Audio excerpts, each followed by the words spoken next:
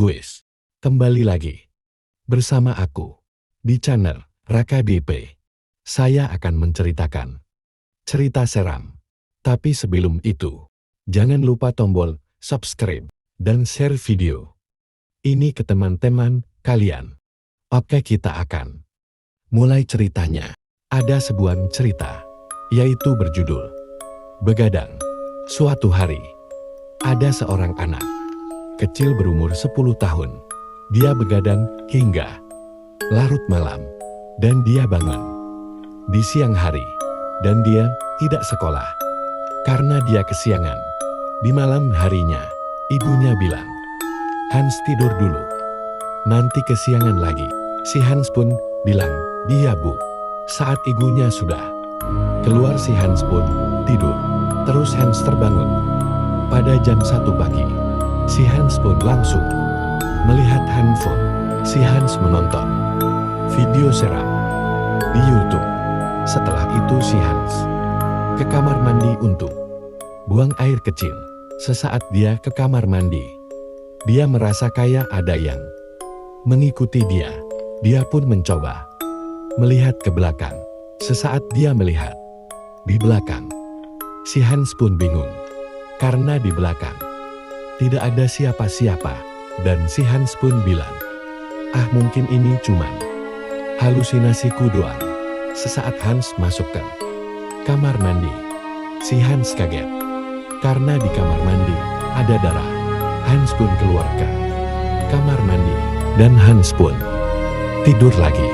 Pada jam 5:30, Hans pun mandi.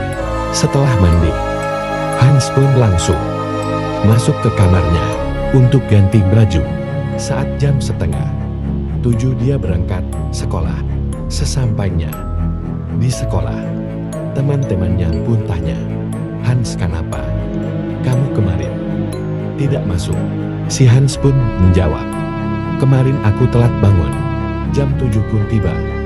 Si Hans sama teman-temannya masuk kelas.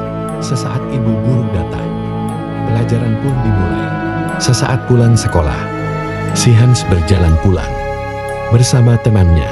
Si Hans sudah sampai di rumahnya, dan semua kejadian malam tadi diceritakan kepada ibunya, dan ibunya tidak percaya apa omongannya si Hans.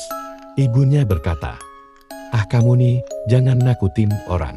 Si Hans berkata, "Gak, Bu, ini emang sungguhan." Si ayah pun pulang, dan ayahnya bertanya, "Ada apa ini kok ribut-ribut?" Sang ibu menjawab, "Anak kita sudah gila. Masa di kamar mandi kita ada darah?"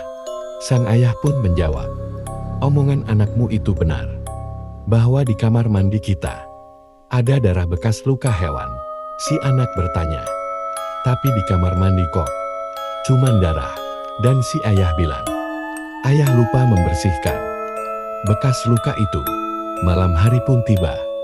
Si Hans pun begadang lagi.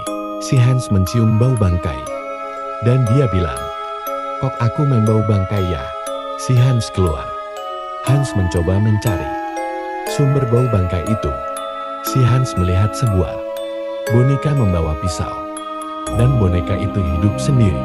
Si boneka mulai mendekat dan membunuh si Hans sampai mati. Di pagi harinya, Hans pun dikuburkan. Setelah dikubur, si Hans bergentayangan di malam hari. Terima kasih yang udah nonton. Jangan lupa subscribe dan share video ini ke teman kalian.